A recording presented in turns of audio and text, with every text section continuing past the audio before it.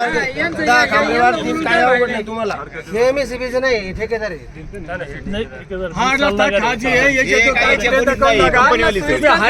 तुमच्या नियमाप्रमाणे आमच्याकडून काही नेऊ नका खाजगीमध्ये. हा पण तुम्ही शेतकऱ्याचं काही नुकसान काही करू नका. काही ठरले त्याप्रमाणे हा ठरल्याप्रमाणे तुम्ही नाही तिकू शिवराज त्यांनी नाही ठरल्याप्रमाणे शिवराज आपल्या काय म्हणणे नाही आपली काय अडचण नाही. आपण विरोधातही जात नाही. त्याने तहसीलदारांनी आपल्याला लेखी दिलेली आहे. त्या लेखीप्रमाणे तुम्ही तुमचं खांब आमची काही सरकारी जमीन आमची जमीन तुमची जमीन आता ही आमची प्रायव्हेट मालमत्ता आहे. याच्यातून नाही जाऊन द्यायचं. तुम्हाला तहसीलदारांनी लेखी दिले ते घेऊन जा ना.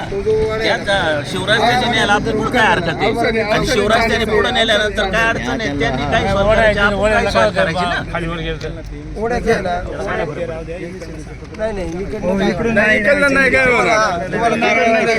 तुम्ही शिवराज नेऊ शकता.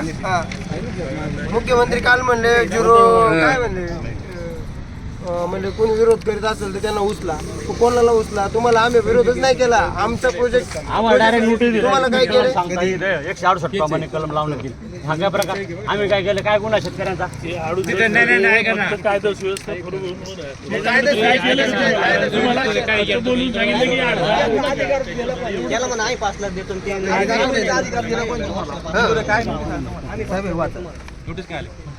नोटीस पोलिटिशियन झालेलं आहे. हे तहसीलदाराचं ह्याला आहे का नाही काय वाचा. ते काय पाच नंबर शिवराज कारवाई करणार. आमच्यावर काय कारवाई करणार आमच्यावर सांगा. आम्ही काही कारवाई तर नाही अजून. काय निर्णय घेतो कोण आपण सगळे बोलू. आपण येऊ द्या सगळ्यांना. तुम्ही सांगा. तुम्ही काय कारवाई करणार. तुम्ही त्याला संरक्षण द्यायला आले. आम्हाला संरक्षण कोण देणार. तुम्हाला पण संरक्षण देणार आम्ही. काही यांच्याच बाजूने पैसे जरी यांनी भरले असले तरी यांच्या बाजूने नाहीत. आम्ही सर्वांच्याच बाजूने आहेत. शेतकऱ्यांसाठी संरक्षण द्या. ठेकेदारांसाठी संरक्षण देऊ नका. सांगितलं आम्ही. शिवराज त्यांनी घेऊन जा. शिवराज तुमच्यासाठी पण आहे. हे तुमच्या जवळ ठेवा. साहेब ठेवायला काही नाही ऐका ना सर. बरोबर तुम्ही आम्हाला तहसीलदारांनी लिहून दिलंय का शिवराज त्यांनी ग्रामपंचायतच्या ठरावाप्रमाणे लाईन घालती. आणि आज जर ते मधून येत असेल तर मग त्याच्यावर अन्याय आहे का नाही. तुम्ही सांगा. वाचा तुम्ही.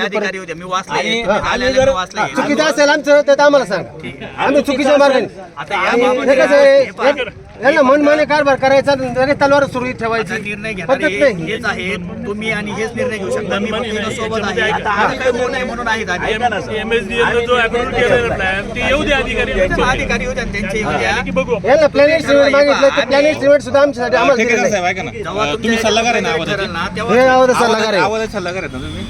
तर साहेब हे शेतकऱ्यांचं असं म्हणणं आहे का तुम्ही ज्या ठिकाणाहून आता लाईन चालली आहे तर तुम्ही ठेकेदार नाही सल्लागार आहात ना.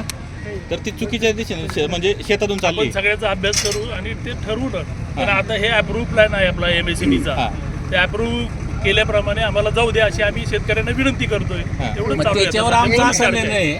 आमचा असा निर्णय आहे. पण ते शिवरस्ता दुसरीकडे असं शेतकऱ्यांचं म्हणणं आहे. शिवरस्ता हा 2 गावांमधला रस्ता असतो. एक मिनिट मी सांगतो. नाही शिवरस्ता आहे. तुमच्याकडे काय पुरावा आहेत का त्याचे. यांनी जसे सादर केले तुमच्याकडे काय ते ड्रॉइंग आता तयार केले. त्याच्यावर तारीख आहे का. तारीख दाखवा. तारीख दाखवा. कधीची तारीख आहे दाखवा ना. तारीख दाखवा. किती तारखेला.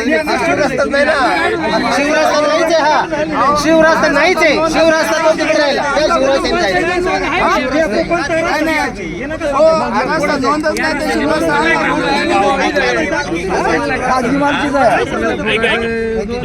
हे जरी असं असलं तरी महावितरणची वीज ही सगळ्यांच्या खाजगी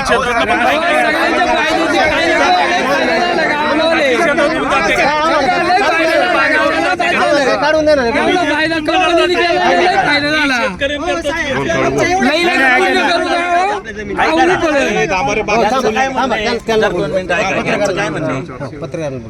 साहेब आता जो तुम्ही शिवरस्ता दाखवताय तर 2 गावामधला शिवरस्ता आहे का तो नक्की काय विषय. शिवरस्त्याचा प्रश्न याच्यामध्ये हे ड्राइंग जे MSDL ने अप्रूव्हल केले त्याप्रमाणे आम्ही आता ही वीज घेऊन जातो. आता एक मिनिट. शेकडो वर्ष झाली ते शेतकरी 3-4 पिढ्या झाल्यात आणि यांचं म्हणणं आहे का हा शिवरस्ता नाही आणि तुम्ही म्हणता आहे. मग आता शेतकरी नाही खाजगी क्षेत्रातूनही प्रत्येकाच्या खांबा प्रत्येकाचा नाही खाजगीला तर विरोध आहे ना. हे मालक आहेत ना शेवटी. ऐका टेलिग्राफ ऍक्ट प्रमाणे प्रत्येकाच्या बांधावरनं वीज ही घेऊन जाता येते. आता आम्ही तुम्हाला विचारतोय, ह्याच्यात चालू आहे आणि सहकार्य करावं अशी विनंती करतोय तुम्हाला. नाही ऐका ना साहेब, बरोबर एवढंच आहे. आणि साहेब ऐका हे ना, मुख्यमंत्र्यांची सौर योजना आहे, हे शेतकऱ्यांकरताच आहे, हे तुम्हालाही माहिती आहे. फक्त त्याच्यात काय अडचणी असतील तुमच्या तर त्या सॉल्व्ह करू आपण, या रस्त्यानं जाऊ द्या आम्हाला.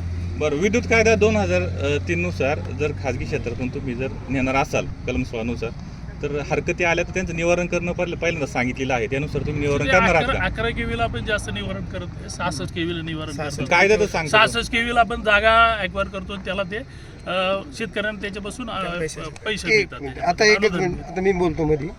कालचं जे नोटीस आलं ना ते 33 केवीचे, आजला हे 11 केवी म्हणतात. 33 66 म्हणत होते. आतापर्यंत आम्हाला 33 केवी असे 66 केवी सांगत होते. आज हे 11 केवी सांगतात.